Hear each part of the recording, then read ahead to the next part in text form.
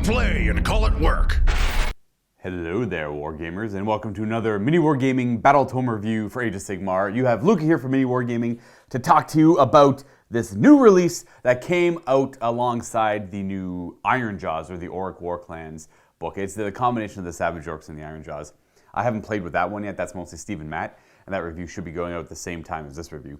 So if you're interested in both, please by all means check out both. There is going to be a game associated with both games as well in the MiniWarGaming Vault. And I'll give you some insight into the game that I played.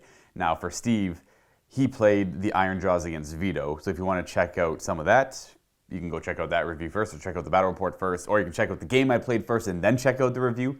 What I did is I played the game first. I read through the book a couple of times, and then I played the game first, and then I decided to make this review. Now, in this review, I'm going to go over my main experiences with the city I chose to play, and my insight into what this or who this book ideally targets, and my first impressions of the other cities. Now, because the first thing with this book is it is very well written. It is vast, but had one idea in place, and that was to consolidate all of those poor, lost, scattered factions from the Warhammer Fantasy battle line, or armies back in the day, into one cohesive book, and that's the Free Cities of Sigmar. And I believe there are 6 free cities you can choose to play from too. Now, to be fair, they all do specialize in one thing. You could mix and match and make things that aren't that efficient with certain cities if you wanted to. If you had an idea in mind of a force from a city, well, that might not work that well with that city. Now, if you were thinking of what that city might work well with, then you're probably fine. Now, I ramble. I'm going to try and make this video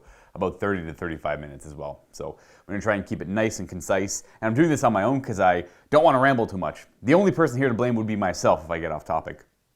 The first thing I think this book is trying to target, the Cities of Sigmar book, is maybe all the old school Warhammer Fantasy Battle players out there that still have these models, that still play with these models in Warhammer Fantasy Battles with their friends. And they've been maybe stubborn. I was stubborn for a while myself.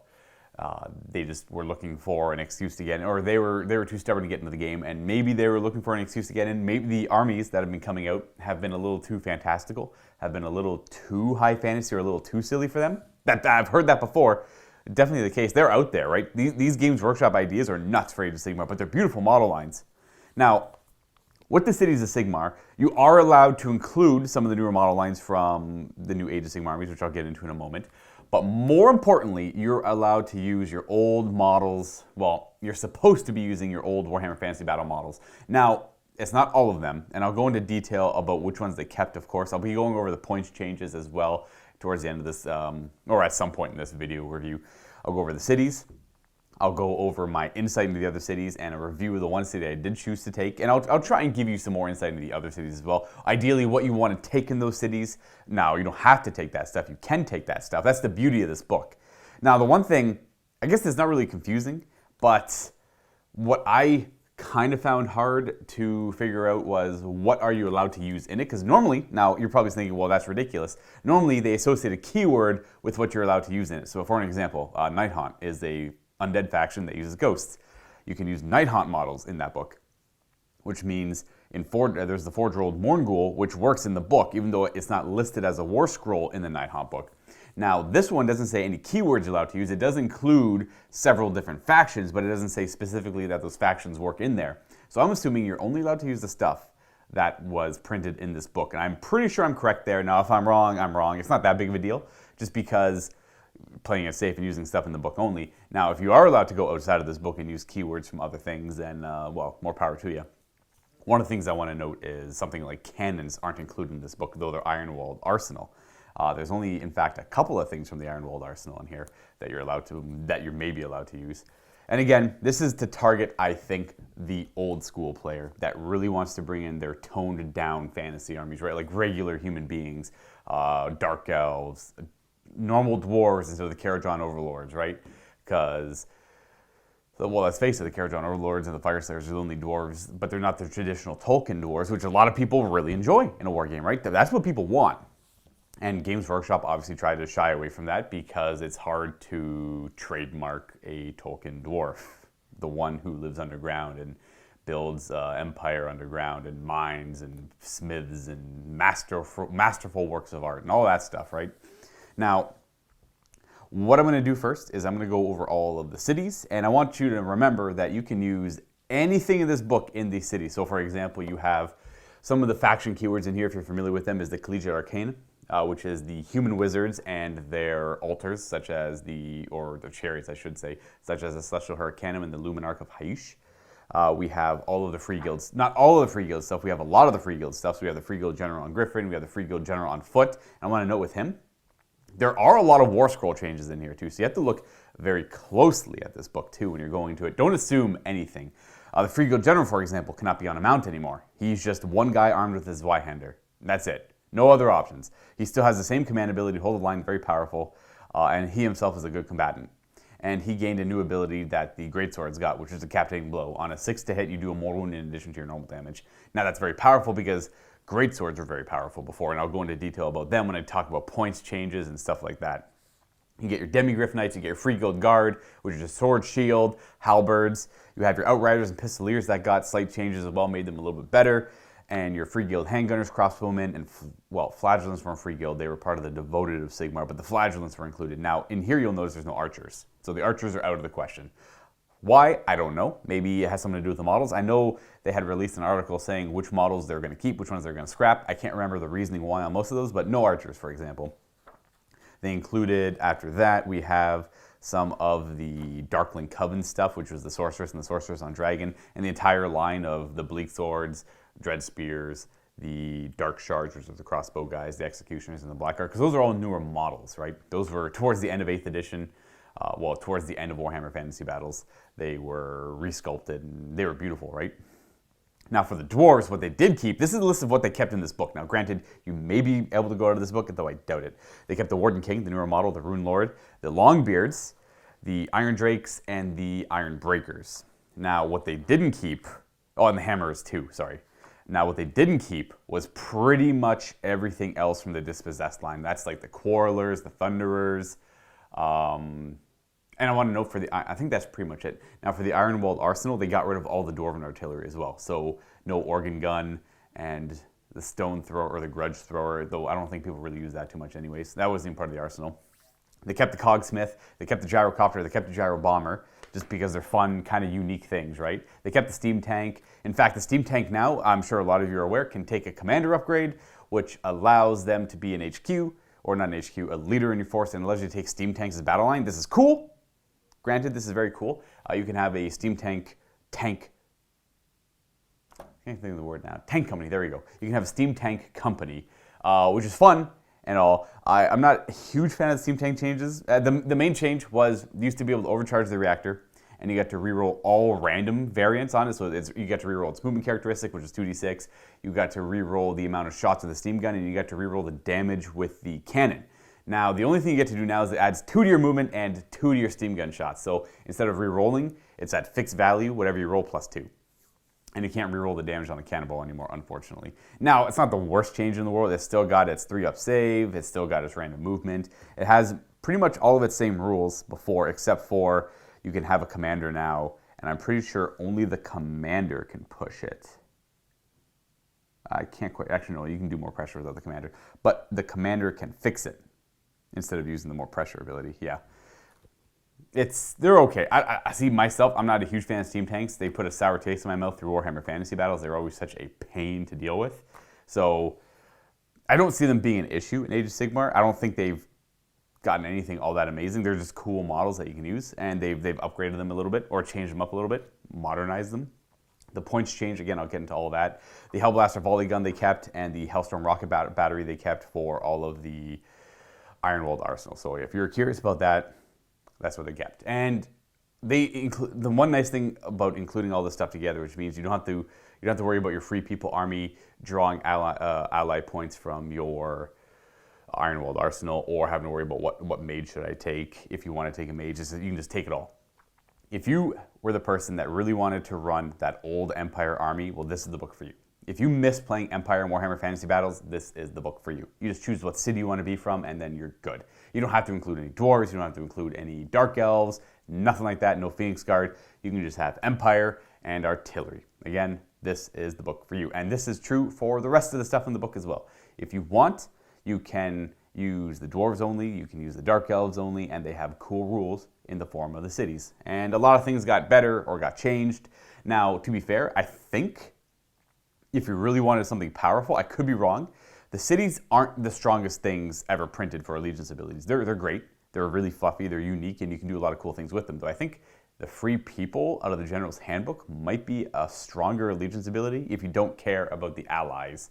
So if you only want one battle mage and you feel like running free people, that's probably your better bet still, just because I like their Allegiance ability a lot. Personally, I like it a lot. Now, I could be wrong, and I'm going to go over some of the Allegiance abilities with the cities so you can get a better idea of yourself before you go out and get the book yourself.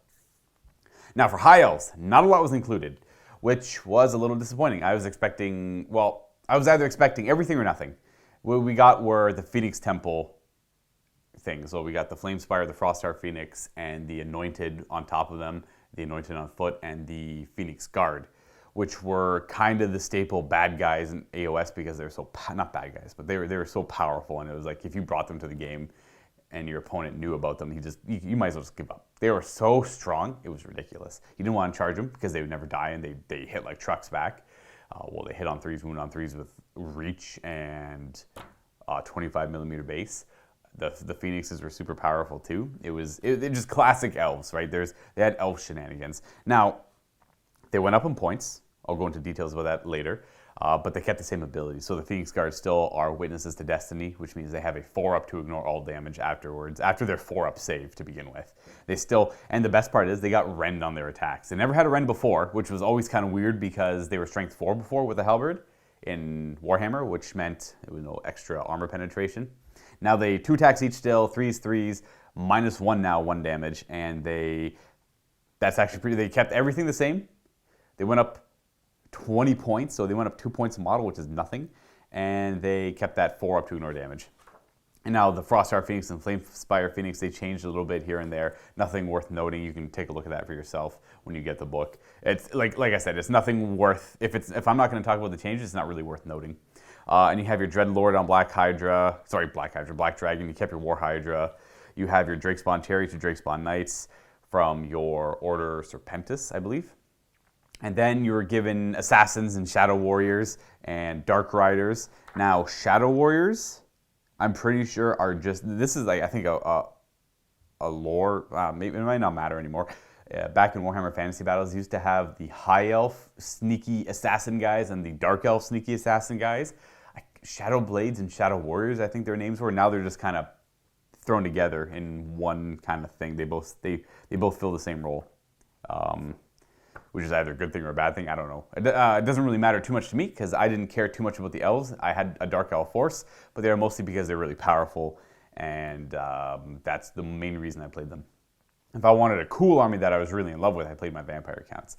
Now they have assassins too, and of course these got new rules as well, where they can, one with the shadows is a new big change for Shadow Warriors, which might make them good, and they have a lot of bonuses too for Strike Unseen. They can deploy off to the side of the table and then show up wherever they want, more than 9 inches away from enemy units and all that good stuff, and grab objectives. Now that is pretty powerful, and I wouldn't be surprised if you include some of these, at least some of these in every one of your forces, just because that ability alone gives you a lot of options.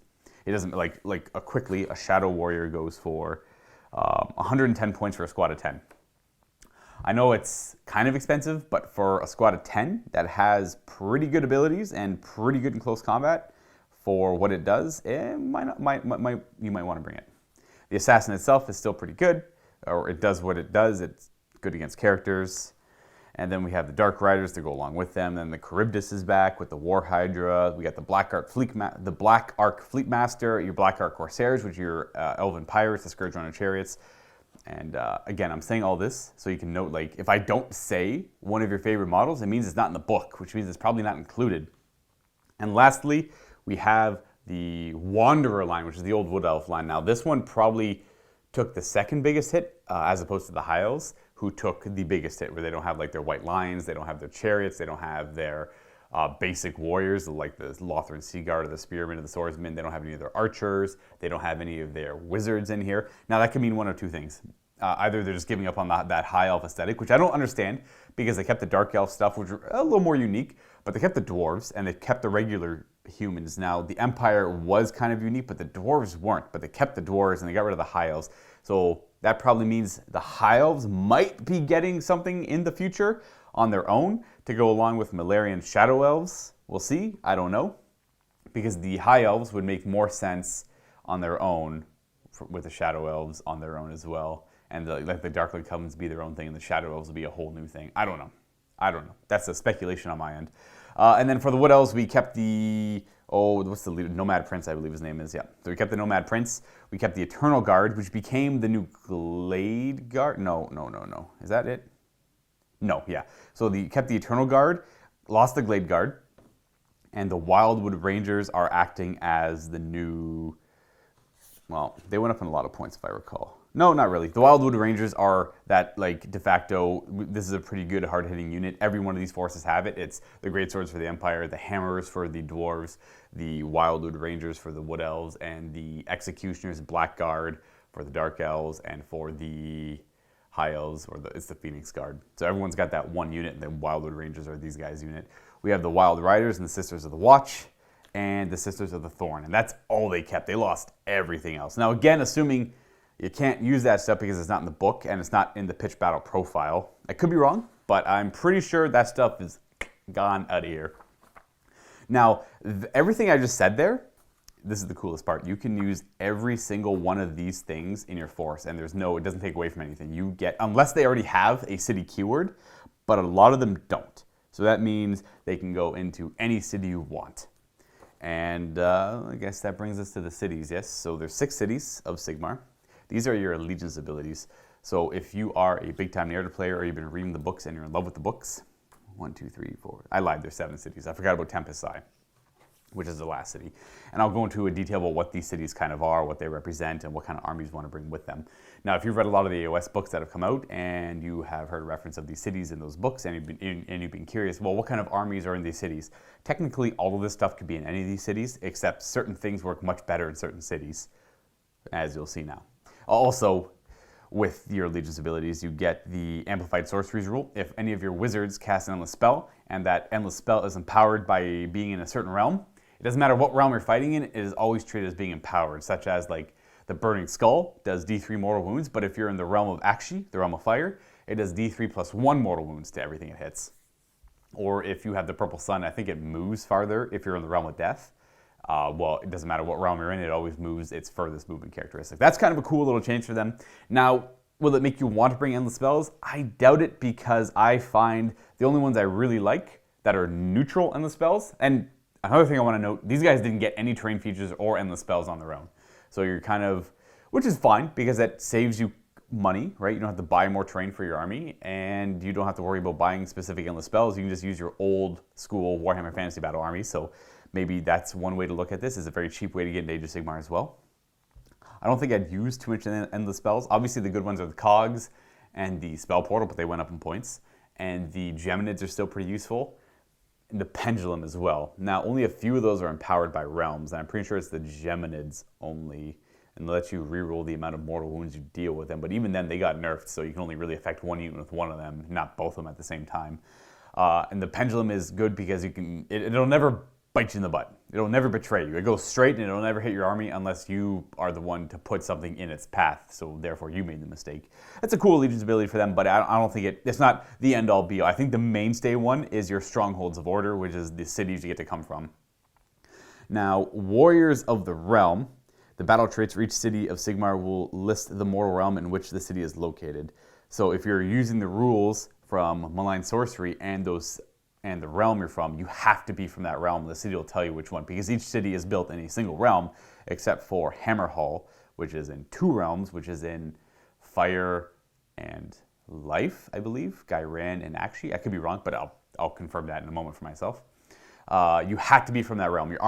If your army is from Hammerhall, it has to be from one of those 2 realms. If you're from the Living City, you have to be from Gairan, stuff like that. So it's a little restricted, but that's fine. None of these cities are from the Realm of Death. That means so technically you'll never be allowed to use the Ethereal Amulet or the other really good, I think the other one's there's a couple good relics. You know what I mean. You can't use the one from the Realm of Light, which is +1 to hit and wound on a weapon, which is, I can't remember that one. It's really good though. And the Ethereal Amulet's really good. You can't use that one. And I think you can use the cloak though, which gives your guy more movement and flying, because that's from the realm of fire. But you have to be one of the cities from the realm of fire too. So you know what, you're better off just using your own relics, I suppose. Or if you're really like one of the realm relics from the realm you're in, you can use that as well. Honored Retinue and the General's Adjutant are 2 rules you get as well for being cities of Sigmar. Now this only works if you choose to have your general be a model that has 6 wounds or less. And the one thing that gives you is you get to choose a unit of 5 to 20 models, and if he's near that unit and your general takes wounds, he has a chance of passing those wounds off on a 4 or more. He doesn't take the damage, they take a mortal wound instead. So it gives him a blade of wounds, extra wounds on his profile if you really want a cheaper general, which I would recommend because some of the bigger generals are very pricey now. They've gone up a lot in points, unfortunately. And the other one is the Adjutant, which is he's essentially, you get to choose another hero, and if they're near each other, they bounce ideas off each other strategically, and on a 4 or more at the start of your hero phase, you get 2 command points instead of 1, which is great too. For one of the builds I might want to try, if I had to choose one of these cities, I think I would play Hammerhall. And that's maybe the problem with the book. Not a problem with the book, that's maybe the strongest thing with the book.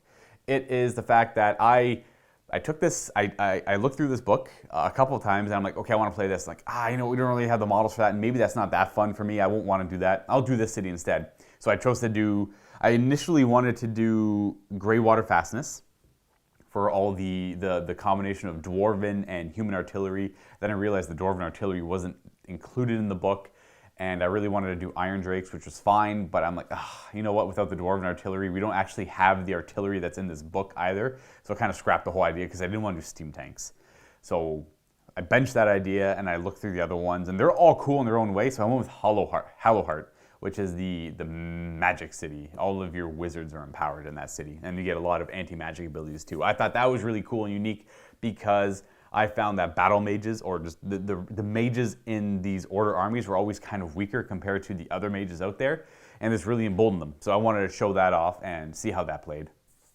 Now, the last ability you get is the Stormkeep ability. 1 in every 4 of your units can be a Stormcast Eternal unit, and they get the same City of Sigmar keyword that the rest of your army is going to have, which means that they get the abilities of that city as well, because each of these cities does have a Stormkeep in them, except for 2. The Living City has a Sylvaneth retinue, or a Sylvaneth hold, so instead of using Stormcast Eternals, you use Sylvaneth. So it's the same rule, 1 in every 4 of your models can be Sylvaneth instead of a City of Sigmar model. And the other one is I might be Anvil Guard. It's Caradron Overlords instead of Stormcast Eternals, which is kind of cool as well. And those are your allegiance abilities. You technically get 1, 2, 3, 4, 5, 6 abilities. The only one of them, the rest are like utility based and let you change up how you build your army and gives you options that way. And then the other one's your Stronghold of Order, which is your City of Sigmar. Now the first one is Hammerhall. This is the one that I would mostly want to play after playing Howl Heart and realizing that maybe Hammerhall, because I really want to play that Empire based army without using the Free People allegiance ability, because I want to use the new stuff. And maybe I'd probably throw in some Dwarves as well, just to change up the flavor of it a little bit. Mostly Iron Drakes, because I like Iron Drakes and they're quite powerful. Now, with this one, you get a few rules. This is all based on a professional army. You march forward, you get stuck in combat, and it is a little one-dimensional, but its biggest strength is it utilizes a lot of command points. It has a rule called Banners Held High. If you guys follow Warhammer community, you already know this one. At the beginning of your hero phase, I believe, at the start of your hero phase, you roll 1d6 for every banner you have in your units, and if you're playing the Empire specifically, you get 1 banner for every 10 models in a unit. Or if you spam a lot of minimum units, you'll still get the banners. And then you just pull them all up, you throw them all at the same time, and say you have 15 banners. You roll 15 dice. For every 6 you roll, you get an extra command point. So on average, if you've got, 12 banners, you're getting 2 extra command points a turn, on average, which is really good in addition to the one you have. Or if you have a lower wound general and they're near another hero that you choose to be their councilman or their wise council, you get another command point. So you could be getting, I don't know, it all depends on how many banners you have. You can be getting, like, hypothetically 4 to 6 command points a turn if you have a lot of banners and you're using a smaller wound general. And with that, you could really play the combat phase really well with things like all-out defense, all-out attack, or you could do some augments in the shooting phase too, which is the shooting one where you get to reroll all hit rolls of 1 as well. Because the thing this book has when it comes to rules is a lot of pluses to hit and a lot of pluses to wound, but not a lot of ways to reroll. So using those command points to help you in the combat phase can make this a very, very efficient kind of build. And I think Hammer Hull generates the most command points for you. In addition, you can use Aventus Firestrike, which is the Magistrate of Hammer Hull, who is a Stormcast Eternal. So again, one in every 4 of your models could be that guy. He allows you to... He just automatically gives you 1 free command point at the start of your turn. Is it worth bringing him? Probably not, but if you're looking for a cool list, then yeah, you could bring him, and you get extra command points out of it. You don't take Battle Shock tests for your units while they're wholly within your territory, so that initial turn, maybe the opponent's got heavy magic or heavy shooting, and they just annihilate you a little bit. You don't have to worry about Battle Shock checks, your guys will stand firm. And the command ability lets you...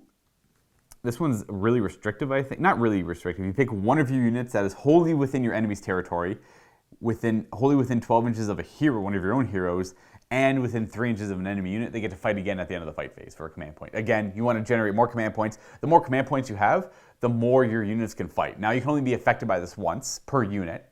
So say you have 6 command points and you have 6 units stuck in combat. At the end of a combat phase, if you have a hero nearby all of them and they're all wholly within your enemy's territory, like you put just, a lot of the territories are just halfway down the table too, so this could come up a lot. You just get to fight twice with everyone, which could be good for great swords, good for free guild guard, it's good for a lot of things. Or you could have hammerers, stuff like that, right? I think this is the one I would go for myself. Now the next, I'm not going to talk about the command traits or the relics and all that because they're very minor and nothing really stands out. But I do want to note that everything does get 3 command traits, everything does get 3 relics they can take, and everything gets a new lore as well. So the Hammer Hull spell lore, they get Wings of Fire, Cinder Cloud, or Twin-Tailed Comet, which are all just different spells they can take. The only exception is Howl Heart, which is the one I played. They get what I consider a pretty powerful lore, and it's 6 spells instead of just 3. Now the Living City is a city based on Sylvaneth instead of Stormcast Eternal. So the Living City is located in the Everspring Swath, deep amidst the wilds of Thyria. In this one, it can include Sylvaneth units instead of it has to include Sylvaneth units in every 4 instead of, Stormcast Eternals. Hunters of the Hidden Path, you can put things up in reserve, kind of like the Stormcast Eternals can in the Night Haunt. So for every 1 unit you deploy, you can put 1 in the Hidden Paths that know the realms really well, and they can get around quicker, and they can ambush your opponents. They're attuned to nature, so at the start of your hero phase, you can heal 1 wound allocated to every Living City unit. Now, to be fair, that's mostly for your heroes, or maybe larger creatures like a battle mage on a griffin or a general on a griffin, or if you're including Sylvaneth stuff in your list, a lot of them have multiple wounds as well, like the Kurnoth Hunters or the trees. And their command ability is Strike Then Melt Away. I believe this one is if you go to shoot with something and you're within range of a hero, you get to make a normal move, but you cannot run as part of that normal move after you shoot. So you get to shoot ranged weapons, and then just run away afterwards, which can be really powerful, especially if you're running something like Iron Drakes or handgunners, maybe Kurnoth Hunters as well, but I don't like the Kurnoth Hunters shooting all that much. So obviously, what I think works best with this is anything that can really augment their charging or is very high in mobility. So obviously can't use Stormcast Eternals, you can use Sylvaneth stuff instead. This one's kind of a tough one because I'm not too sure which armies would want to outflank against your opponents. Obviously heavy shooting based things. You could hide all of your shooting units and have them pop up out of reserve and just annihilate your opponents right away. If you can build some strong shooting stuff like Iron Drakes they have 16-inch range. They could just appear more than 9 inches away on someone's flank and just light up a weak flank, and the rest of your close combat stuff marches up the table. So they kind of get like a pincer maneuver. You move forward with your forces, and then your heavy, hard-hitting range stuff comes in with from the side and weakens their flanks. Now, the next city is the Greywater Fastness. Now, this is the industrial city. This is where the Ironwalled Arsenal is based in, I believe. In this one, you get, nothing changes with the Stormcast Eternals, you still can bring them. But they get a rune lore, so if you have rune lords in your army, they all know this, well, one of them, they all know this prayer, but one of them can do this prayer in addition to any other prayers on the war scroll. So on a 2 or more, it's the Rune of Unfaltering Aim. You choose 1 friendly war machine from the Ironwalled Arsenal within 3 inches, and they get to add +1 to hit with their missile attacks. Now again, I'm pretty sure you can only have the steam, it's not bad for the steam tank, the Hellstorm rocket battery, or the Empire organ, like the triple organ gun thing. I can't remember what it's called. Blech. See if I can't find it quickly. Hellstorm rocket battery and the Hellblaster volley gun. There we go. So they go from hitting on well, 5's base to hitting on 4s. Oh, that's the cruise tools. They go from hitting on 4s to 3s, and then the other one goes from hitting on 5's to 4s, but they also get to add 1 if all the attacks are at the same target, so you get to hit on 3s with that one in the end. It's all right. It's not the best. It's not the worst. It's mostly the... Sorry, thinking of something else. It's also the home of the Ironwalled Arsenal, like I said. So you get to add 3 inches to all ranges of your Ironwalled Arsenal stuff. That's okay. That's not amazing. It's just something cool they gave you. They already have pretty long ranges to begin with, so you don't really need it, but it might help in some games. Now, this one I find really good. It's the Salvo Fire. You get to choose one of your handgunner units or one of your Iron Drake units, wholly within 12 of a hero, and you get to add 1 to their attack rolls with missile weapons. And that's it. They can move and they still get +1. I think that's going to be much better on Iron Drakes, because Iron Drakes all don't really have a way to get +1 to hit modifiers, whereas the handgunners, if they don't move, they get +1 base, so they hit on 3s if they don't move. Now with this, they'll hit on 2s or 3s if they do move. Now when you combine that with things like the Celestial Hurricanum, who gives every model within 10 inches +1 to hit, maybe that's not as good, but you don't have to worry about bringing all that stuff. You can just bam, +1 to hit, especially when Iron Drakes get to shoot twice, so that's even more effective. And then if you have a lot of command points, you give them reroll 1s to hit. An Iron Drake unit can tear apart a lot of enemies with that capability. So obviously my recommendations with the Greywater Fastness, you want some sturdy hold line like units like Iron Breakers are great for that. Longbeards are great for that. Free Guild Guard might not be too bad because they have that 4-up save and they're very cheap. Or just Sequitors from the Stormcast Eternals are always great at holding line as well. And you want heavy hitting artillery or shooting units.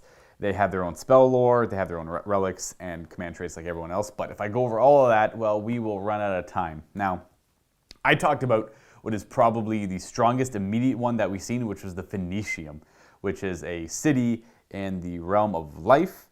And they focus on the Phoenix Temple stuff. So this is your Phoenix Guard, this is your Flamespire, Frostheart Phoenixes, but you can also include, obviously, everything else in here.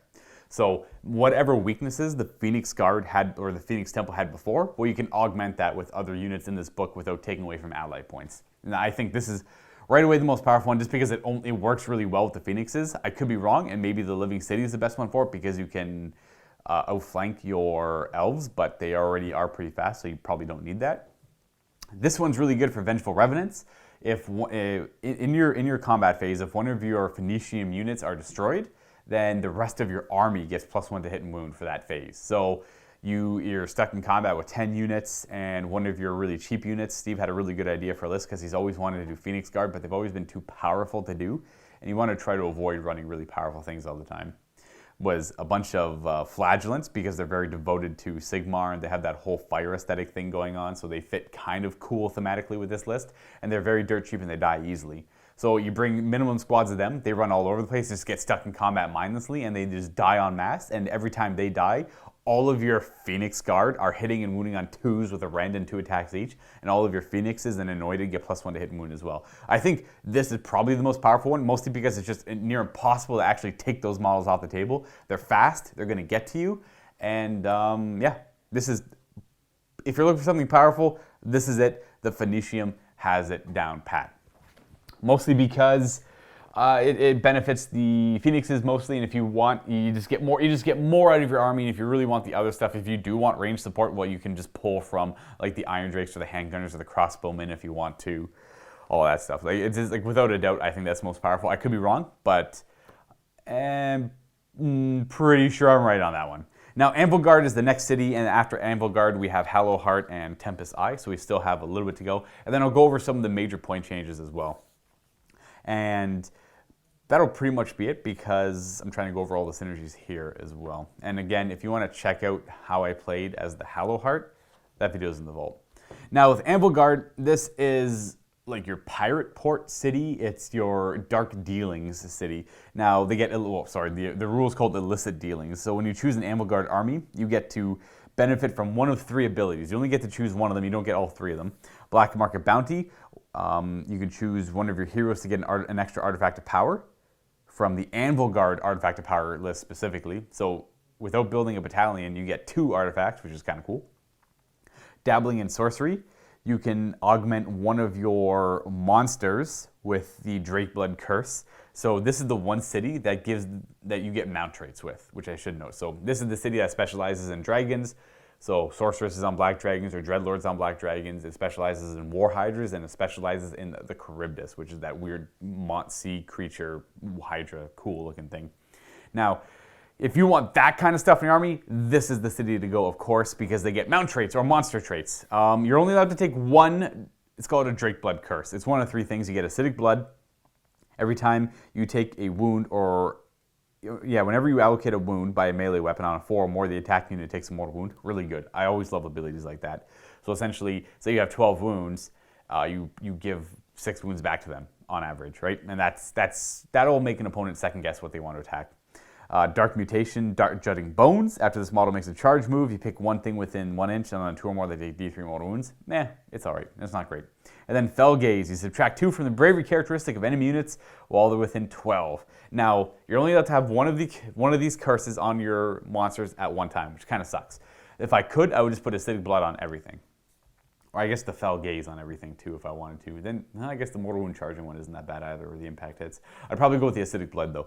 Though I'm pretty sure you're only allowed to have one of these, because the Drake Blood Curse says if an Anvilguard army includes any dragons, Charybdises, or war hydras, one of those models has a curse. Choose which model will have the Drake Blood Curse, then pick from or roll on the table beside. You can choose one additional curse for every battalion you have. A model cannot have more than one Drake Blood Curse, and no army may include duplicates of the same curse, right? So you can choose to give yourself an extra curse by dabbling in sorcery. And I got a little off topic. The Illicit Dealings, you get Black Market Bounty, so an extra relic. You can take an extra curse, or you get D3 extra command points, which is always good as well.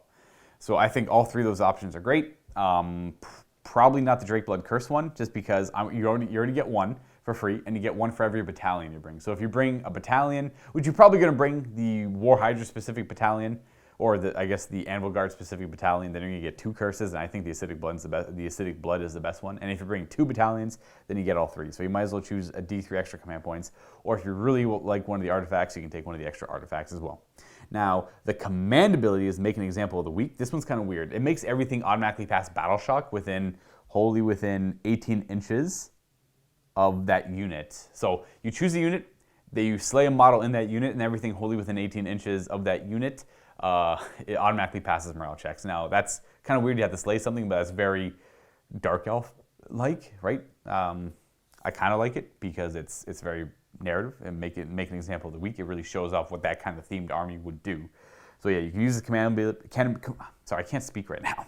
You can use this command ability at the start of the Battle Shock phase. If you do so, you pick one friendly Anvilguard unit, wholly within 12 of a friendly hero, and then one model in that unit is slain. However, in that phase, you do not need to take Battle Shock checks for any unit wholly within 18 inches of that slain model unit. And then, of course, they have their own spell lore, relics of power, and command traits as well.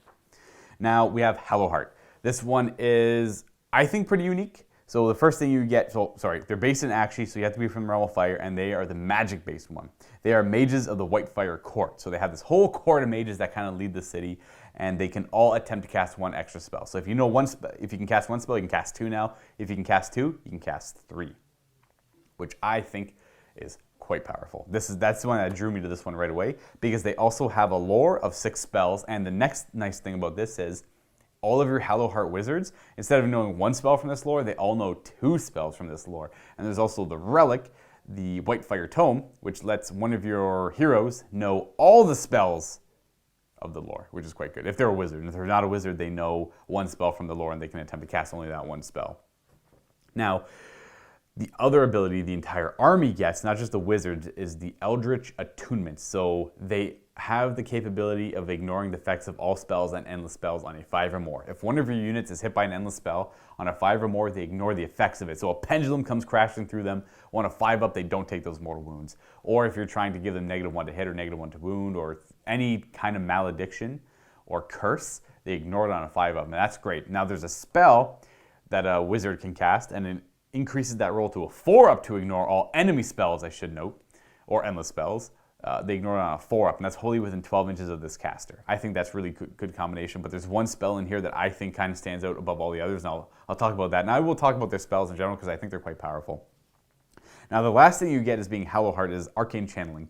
You choose one of your wizards, you spend a command point, and they take d6 wounds. Now, sorry, mortal wounds. Now, you're not going to want to do this on a wizard with 6 wounds. That's too risky. You're going to want to do this on a Luminarch of Hayush, a Battle Mage on Griffin, or a Celestial Hurricanum.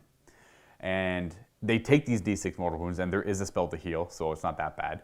And every wizard wholly within 12 inches of this wizard, obviously including themselves, gets to add that modifier, whatever they wound themselves by, to their casting rolls. So if you're really desperate and you need a turn of making sure all of your spells go off, ideally, you'll get, the average roll is a 3.5, so you'll get 3 to 4 bonus, but you're going to take 3 to 4 mortal wounds. They all get to add that to their roll, and that's really powerful.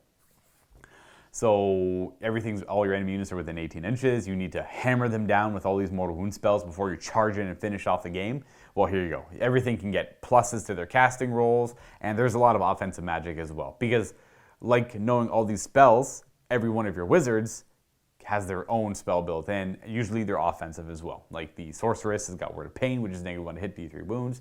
You are from Akshi, so you have to take your battle mages from Akshi, which means they all have Fireball, which does cascading mortal wounds based on how many units or models are in a unit you choose. Their command traits are all right. I'm mostly talking about these ones because this is the one I played in the game.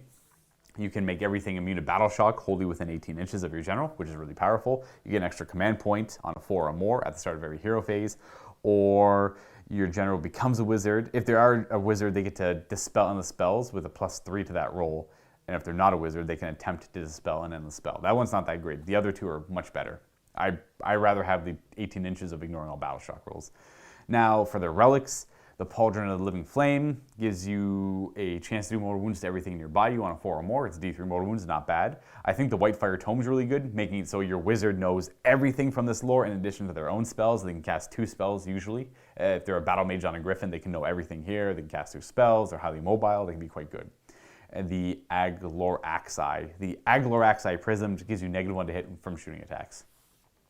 Now the spells, Roaming Wildfire, is exactly like Chain Lightning if you're familiar with what Chain Lightning is. You hit a unit for D3 mortal wounds, goes off on a 6, and on a 4 or more, it does D3 mortal wounds to all units. You roll separately for each unit within 6 inches of the target unit. Seer Wounds, you pick a unit or a model, or either or, it doesn't matter either way, and they heal D6 wounds, so it's good for Arcane Channeling counteraction. And then we have Elemental Cyclone, which is pretty good. You choose a unit within 12 inches and you roll a d6 for every model in that unit within 12 inches of the caster, and they take a mortal wound on a 4 or more. That is amazing in anti-horde. You kill half the models within 12 inches of you if they're 1 wound. Like say you're in combat with Skaven, all 40 of them are in 12 inches of you, and then you cast a spell, it goes off on a 6, and then 20 of them die. That's nuts. That is amazing against hordes, which are the most powerful thing in the game by far right now, I think. Sorry. The next spell is Crystal Aegis. It gives you that +1 to the effect, the ability to ignore spells on a 5 or more, so it's on a 4 or more. Ignite Weapons, really powerful. You choose a unit wholly within 18 inches and you get +1 to wound. That's great for Iron Drakes. That's great for handgunners. That's great for, I guess, even crossbowmen. It's great for combat too. I don't think greatswords is needed because they're usually near a general and they're wounding on 2s anyways, but anything that's not wounding on 2s already, it makes them wound on 2s. I think Ignite Weapons is very powerful. Oh, it's obviously very powerful. And the last one, which I think is the best one if used properly, is Warding Brand. So it's like Acidic Blood, like I just talked about.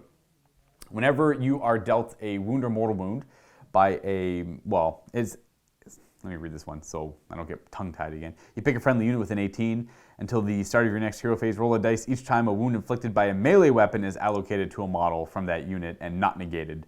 So as long as they take the wound from a melee weapon on a 4 or more, the attacking unit suffers a mortal wound. I immediately think of big bricks of greatswords if you like to run that, big bricks of Iron Drakes or handgunners to deter your opponent from charging them. Because if they do mortal wounds back on a 4 or more, they're not going to get charged, and they're not going to want to try and annihilate them, which means they're open for shooting, or they're open to continue shooting. Or if you feel like, and you know one of your units is going to get charged, something like 40 Free Guild Guard, you put that on them. So those guard with their sword and shield have a 4-up save, and if they are killed, because they're going to be screening a lot of your stuff, they're probably going to get charged. They do mortal wounds back on a 4 or more. I think that's very powerful. And that was the main reason I went with Howl Heart, in the game that I played. I was playing against the Iden of Deepkin too, if anyone was curious, and I forgot to mention that earlier. That's pretty much it for Howl Heart. Now we have the Tempest Eye. This one I'm not too familiar with because I keep forgetting about it. They're from Akshi. The ash plains of the Brimstone Peninsula are dominated by the shadow of the Titan Sphere, and it is atop this immense mountain that the armies of the Tempest Eye mobilize for battle. So I'm going to assume, these are the guys that can use the Karajan Overlords. That's right. So instead of using Stormcast Eternals, they have standing contracts with the Karajan Overlords. So every 1 in 4 units can be Karajan Overlords, and they gain the Tempest Eye keyword instead of their Skyport keyword that they would normally have. They're all about, I guess, mobility and flying and all that good stuff. So you get to add 3 to the movement characteristic of friendly Tempest Eye units until the end of the first battle round. So your entire army is +3 movement, which is immediately good for Dwarves, I think. And in addition, you get to add +1 to all save rolls that target friendly Tempest Eye units in the first battle round. So if you get into combat turn 1, your entire army is +1 saving throw, which could be kind of good. And that doesn't include cover. So you can get +1 on the first turn and get cover for a total of +2 on the first turn. Ideally, you're looking at very high mobility, very aggressive nature. You want to maybe get in combat right away or just be as aggressive as you can because you're pretty safe on the first turn, or you're safer on the first turn. They get standing contracts, which allow them to take Karajan Overlords instead. I'm not a huge fan of that or the Sylvaneth one because they're losing an ability just so that they can take something instead of Stormcast Eternals. And I'd probably rather just take Stormcast Eternals anyways. And then their command ability, which is Rapid Redeploy.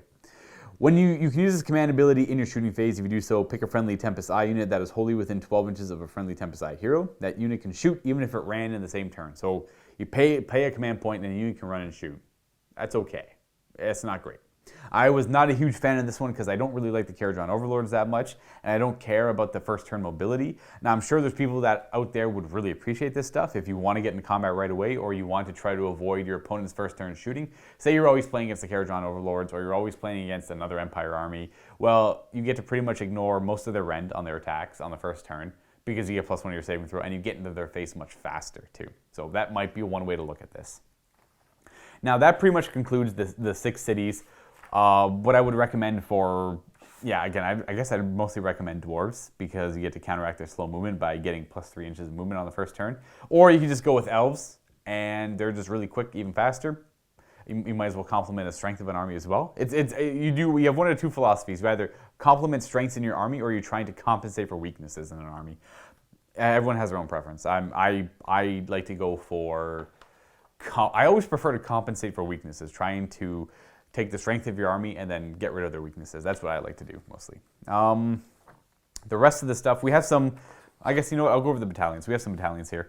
We have 3, 4, 5, 6, 7. So it's pretty much 1 for every city plus, is there anything specific? Nope.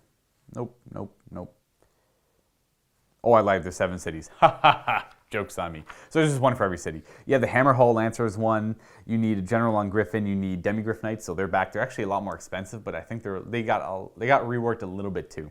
So is it worth their pricing or their point cost increase? I doubt it because they went up a lot. You get to add 1 to hit and wound rolls for attacks made with melee weapons by units from this battalion that made a charge move in the same turn that are wholly within 18 inches of the general. So the General on Griffin goes up. You have all the Demigryph Knights. They all get +1 to hit and wound if they all charge. And that's great. That's really powerful, actually, especially since the Demigryph Knights got a huge bonus on charging.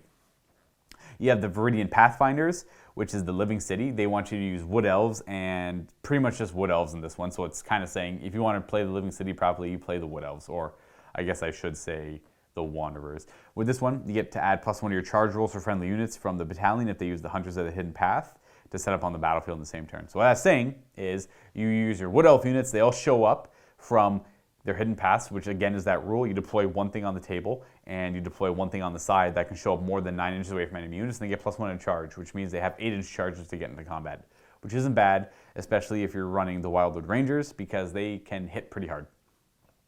The Artillery Company. So in your shooting phase, this one you need 2 to 4 Hellstorm rocket batteries or Hellblaster volley guns, which again kind of reinforces the idea that you're supposed to use stuff from this book because it doesn't list anything about cannons, but it also doesn't say anything about steam tanks either, which kind of sucks. So you need a Cog Smith, which went down to points, and the Hellstorm Rocket Battery and Hell Blaster Volley Gun, which both went down to points as well, so they're not nearly as impressive when it comes to points. So that's an amazing thing as well. So in your shooting phase in the first battle round, friendly war machines from this battalion can shoot twice if they're within 6 inches of a friendly hero from this battalion and are not within 3 inches of an enemy hero. So I think that's really good. That's another reason I wanted to go with this. But then I realized that, well, I don't have these artillery pieces, so I can't make that work. I think you guys would have appreciated seeing this because it would have been kind of fun. It's just that kind of initial volley of artillery. You get to shoot twice with everything. They have really good ranges. They have increased ranges as the Greywater Fastness. A lot of synergy in that, and I really appreciate stuff like that, especially since they all went down in points, all those units that it lists, so it's a lot cheaper of a battalion as well. Now the Whitefire Retinue, I used this in my game because this is the Howl Heart one. It's 3 to 6 wizards, so it could be a sorcerer or sorceress, it could be a battle mage on Griffin, it could just be a battle mage on foot, it could be a Celestial Arcanum, it could be a Luminarch with the wizards on it. They get to add 1 to their casting and binding rolls if they are within 6 inches of any other wizards from the same battalion. So it just helps their casting even more. It was totaled at 140 points. I didn't like it that much. I feel like it didn't help me all that much because the Celestial Arcanum already gives +1, which I brought in my game. So most of the collegiate arcane wizards were all +2 to cast because they were near each other, and it seemed like overkill. I kind of rolled well on the casting anyways, but it might help those out there. For 140 points, with everything else being already a lot more expensive, or the stuff that I wanted to bring was more expensive, I don't know if it was worth it.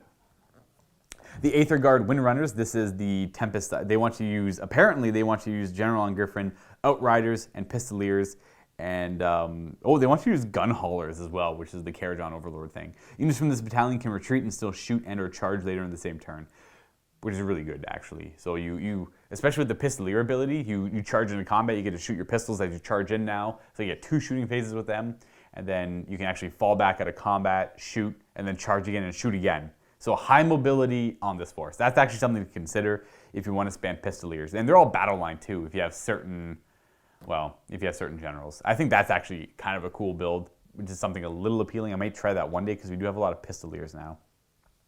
The Charwind Beast Hunters is Anvil Guard. This is all the nasty monsters. So you need a Fleet Master, 3 units of Corsairs, 1 to 3 units of Chariots, and 1 Charybdis. So no Hydras and no Dragons. You get to add 1 to wound rolls for attacks made by units from this battalion that target an enemy monster because they hunt monsters. Simple as that. If you know your opponent likes to bring monsters a lot, well then there you go, you can list Taylor. It's not that great otherwise though. And the Phoenix Flight. So you need 1 to 2 Froststar Phoenixes and 1 to 2 Flamespire Phoenixes. At the start of your hero phase, you can heal 1 wound allocated to each Phoenician unit wholly within 12 inches of units from this battalion, which is only really the Phoenix. It affects everything in your list that is Phoenician, so other characters, and not just them. But it, I don't know. It's all right. You just heal other Phoenixes. You can bring a bunch of Phoenixes, they all heal each other. Or if you have heroes on foot that are like free guild generals and stuff like that, they all get healed. They also technically get healed as well, which is nice. And that's it for the battalions. I'm going to quickly go over the points cost. Now, granted, if you're not interested in the points cost, there's not going to be much after this, so maybe I'll sign off a little bit here. And if you guys want to dip, I don't blame you because the points cost can be a little redundant, but there are a few here that I think are worth mentioning, and they might be upsetting to some people, and some of them are a nice help for a lot of people too. So hopefully you guys got a little bit of insight out of this video. Hopefully you enjoyed it. I bid you please go check out the battle report I did against Island Deepkin because I feel like it showed off the Howl Heart pretty well, though I wish I used more than just free people. Again, like I said with this book, then one nice thing is the fact that you almost immediately regret what you brought because it's like, oh, I could have brought this instead. Because you just get so many ideas with this book. This is the book I'm actually considering building an army on my own, and I think I want to do the Greywater Fastness artillery battery. I want to use humans and I want to use dwarves, and I think that's going to be really fun. Now, maybe send me some emails with some ideas, some creative ideas. I don't want anything necessarily powerful because if I want to do powerful stuff, I can just do the Phoenician. And I think without a doubt, that is just way above and beyond anything else in this book. Now, if you have some really cool creative ideas, mostly about the Greywater Fastness or about Hammerhall. It's one of those two things I'm thinking about doing. If I do Hammerhall, I'm not going to do it myself because we already have a massive human army collection here. But Greywater Fastness, I'd have to build myself. So I'm thinking about that. Just the double artillery barrage, get some Iron Drakes in there and get some really steadfast close combat units that aren't going to die. And I think that's my ideal list, which is something I might try doing in the future. I don't know. probably. And if I don't like it, well, I can always sell it too. So there's always that. Now, I'm going to go over the pitch battle profiles here. And if you guys haven't checked out that battle report, go check it out. And as always, thank you guys for tuning in. I'll see you guys next time. And happy wargaming. But for those who are sticking around, let's go over the numbers, shall we? I'm already well over my nose is getting itchy. I'm already well over my promised 30 minutes here. So that's out the window. Don't care about that anymore, which I thought would be the case. There's so much to talk about in this book, right? So I don't blame myself. And if you do blame me, well, I'm sorry. So I'm going to go over the drastic ones. I think the artillery ones are pretty key. The Hellblaster Volley Gun and the Hellstorm Rocket Battery went down by both 40 points and 50 points respectively. That's a lot. Especially if you're going to bring like 4 of them, that's like 200 points. Oh man, I apologize. It's like 200 points. The Eternal Guard went up 60 points for 10. But they got a lot better, to be fair. So Eternal Guard used to be 50 points. They used to be 70 points for 10. Now they're 130 for 10, but they gained a lot as well. So if you use them, it kind of sucks. And then there's a bunch of things that went down 10 points, went down 20 points. I'm not going to talk about those. I'm going to talk about things like the Celestial Arcanum. Without the Wizard on top, went down 80 points. Now the Celestial Arcanum has an awesome shooting attack. You choose an enemy unit within 18 inches, and you roll 3 dice at max wounds, and for every 2 up, they're struck by the Storm of Shemtek, I believe, and they take D3 mortal wounds. And now I forgot to check what its wording was before, but the Celestial Arcanum gives currently everything within 10 inches at full wounds, +1 to hit. And that's everything. Shooting, close combat, doesn't matter. Because it gives you kind of that signs and portents of what your enemy is going to do. You kind of have a little bit of foresight. Now, that's every model within 10 inches, so make sure you keep track of that and don't cheat your opponents out of anything. It's not units within 10 inches, it's models within 10, which is a good mix between wholly within and within. That way, if you can't get your unit wholly within 10, at least half of that unit or some of that unit still get +1 to hit. Again, that's every model within 10. After that, the next biggest thing is the Luminarch of Haish, which went up 50 points on its own, just because it gained, the shooting attack is nuts. The 6-up to ignore damage with everything nearby, it's really good too.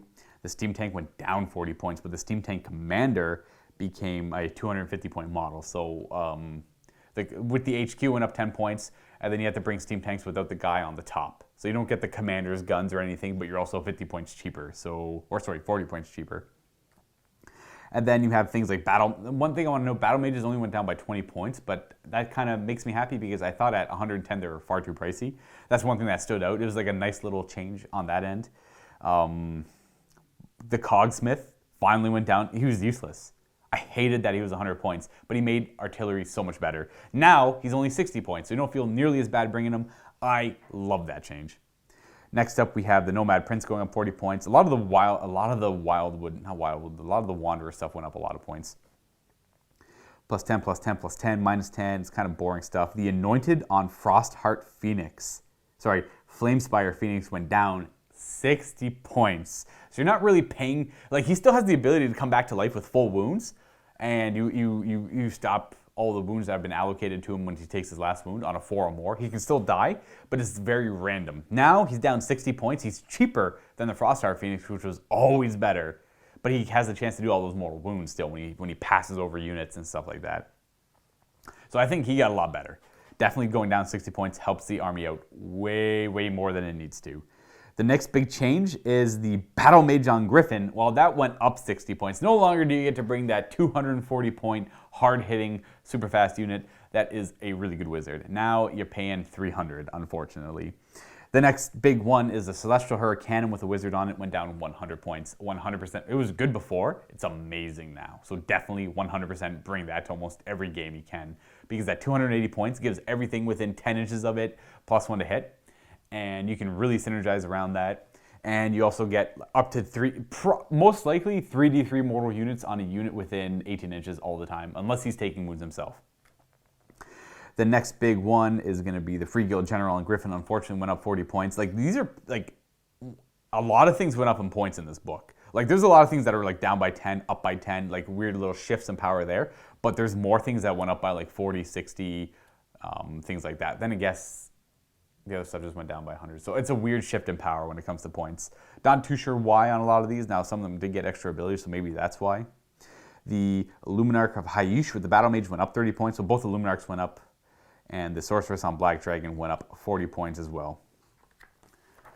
The Blackguard Corsair Massive Regiment went up 40 points for some reason. Blackguard went up 20 points. The Dark Riders went down by 10 points, but they gained a Massive Regiment. You can bring 20 Black Riders for 360 points now. Demigryph Knights went up 50 points, which is... how much is that? 20... It's almost 20. It's like 18 points a model, something like that. I can't do math right now. I'm having a hard time, but they went up 50 points for 3, which is a lot. They don't have a Massive Regiment yet, but they did gain their lances now are -2 rend instead of no rend on the charge, and they do an extra damage as well. So Demigryph Knights on the charge can do a lot of damage, but their claw attacks went from doing D3 damage on the Demigryph on a 6th wound to doing a mortal wound in addition to its 1 damage, which is... I actually prefer the rework on that. But to go up 50 points, I don't think it was worth it. I am not a huge fan. Well, 180. Were they 130 before? Yeah, I guess they were 130 before. Executioners went down 30 points. Their Massive Regiment went down, but their ability is just all right. They still hit pretty hard, but they're not that great. Free Guild Greatswords went up 40 points, guys. That is okay. So this one I'm going to talk about a little bit because I played with Free Guild Greatswords, and I used to love running 2 squads of 20. And at 120 points, like, oh, these guys are a steal, right? Now, naturally, Games Workshop increased the points to them, but they got that ability to do mortal wounds on a 6 to hit. It's unmodified 6s to hit, so the pluses to hit won't help that at all. But they went up 40 points, so let's put this into perspective. I went from paying 240, 480 for 40 of them in a game, and now I'm paying 640 points for that same effective unit. Now, at 16 points a model, with only a 4-up save and 1 wound, comparing them to the Phoenix Guard is a joke. The Phoenix Guard have the exact same profile and can get pretty much the exact same bonuses, minus for Free Guild General, except Phoenix Guard don't do a mortal wound to hit on a 6, but they have longer reach, they have the same hitting and wounding, so they're going to get way more attacks than the Free Guild Guard did, and they have a 4-up to ignore damage. It's not even comparable. The Phoenix Guard are the best unit in this book by far. They always were, and they still are. They went up 20 points though. So now they're at least at the same points cost as Greatswords, though I don't think Greatswords deserve to be at 160. I think that they should have kept them good. Now they're questionable. They're a little too pricey. I mean, you can still bring them, but it's just way more painful when they die. It is very easy to deal with them. I couldn't find too many things in this book that gave them survivability, minus a Luminarch, who gave them a 6-up to ignore damage. Now that Luminarch can work with Phoenix Guard as well, giving them a 4-up to ignore damage followed by a 6-up to ignore damage afterwards, which is rough. In fact, well, I think it does. You know what? Let me go quickly look at the Luminarch, because I can't remember if they specifically work with a certain keyword or not, or if it's just Faw's Protection. Nope, that's a spell. Searing Beam of Light, White Battle Mate, Aura Protection. Yep, all Cities of Sigmar units have a 6-up to ignore damage. That's nuts. That's really good. Yeah, it's just so hard to not compare everything to Phoenix Guard. So like I said, every unit has its one hard-hitting elite unit that can be battle line if you bring a certain general, which is again like the Executioners, the Great Swords, sort of those two, Blackguard and Hammerers, and now the Phoenix Guard. But the Phoenix Guard and the Eternal Guard, or the Wild Rangers or whatever, the Phoenix Guard are amazing. It's just crazy how good they are. And then after that, the only notable changes are Iron Drakes went down 30 points, which is nice because I think they're quite good, and getting that lower points cost and keeping the same abilities was quite nice as well. Except their Grommel armor was changed a little bit, I believe. They get +1 of their saving throw against shooting attacks instead of ignoring Rend 1. At least someone told me they ignored Rend 1. I can't quite remember. And then Phoenix Guard went up 20. And that's pretty much it. Other than Sisters of the Thorn, went down 80 points. They were 210 points for 5. Now they're 130 points for 5. So if that's a significant change for anyone out there, well, there you go. And then, of course, you have all your battalions. They're all about 120, except for... Yeah, they're all 120 except for not Heldenhammer. The one with the Demigryph Knights where they charge is 140. The Phoenix Blade is 130. It's probably not worth bringing, but maybe for one extra relic, sure, it's great. And then the Viridian Pathfinders and the Whitefire Retinue are all 140 as well. The Viridian Pathfinders are the +1 to charge when you show up from... I guess walking around your opponent, and the Whitefire Retinue is the +1 to cast and binding ones. That's That, folks, is all the major changes. Other than if you're curious what the allies are, the cities of Sigmar can ally with Daughters of Cain, Fire Slayers, Deepkin, Karajan Overlords, except in a Tempest Eye army, they can just be brought as normal units. The Sylvaneth, except for a Living City army or Greywater Fastness army. Now, they don't ally with the Stormcast Eternals because they can just bring Stormcast Eternals anyways. They can bring 1 and 4 as Stormcast Eternals. Now, leave comments down below what you thought about, what you think about this book. And again, email me at luka@miniwargaming.com if you have some nifty ideas on what a cool 2,000 point Greywater Fastness army might look like. Because that one's kind of piquing my interest with the artillery. I'd probably max out in the battalion and then bring nothing, like maybe a squad of Iron Drakes or 2. And then nothing but maybe Free Guild Guard and Iron Breakers maybe. Some really good, durable frontline. Hold the line, we're dwarves, we're not going anywhere, we're gonna light you up with artillery. Because that sounds kind of fun and not very powerful, so I don't know. And of course, give me some insight down below what you think about the book. Like I said, if I missed anything, please leave comments down below because that could help other people out to catch those. And again, what are your thoughts on all the things being removed? I understand why Games Workshop is doing it. Kind of. The elf stuff, I think the elf stuff, again, is gonna have to do with maybe a future Battletome release, and they didn't want to confuse elves in this book with their new light elves coming out. I don't know. And by no means am I confirming light elves are a thing coming out. I just think that has something to do with that. And my voice is sore. I've been talking too much. I'm going to let you guys get back to your day because I went way, way, way, way over the time limit I was going to go with, naturally, as I always do. But that, to be fair, is expected with this new book, is there is too much stuff to cover. As always, guys, we'll see you next time. Check out that game in the vault, and I want to wish you all happy wargaming.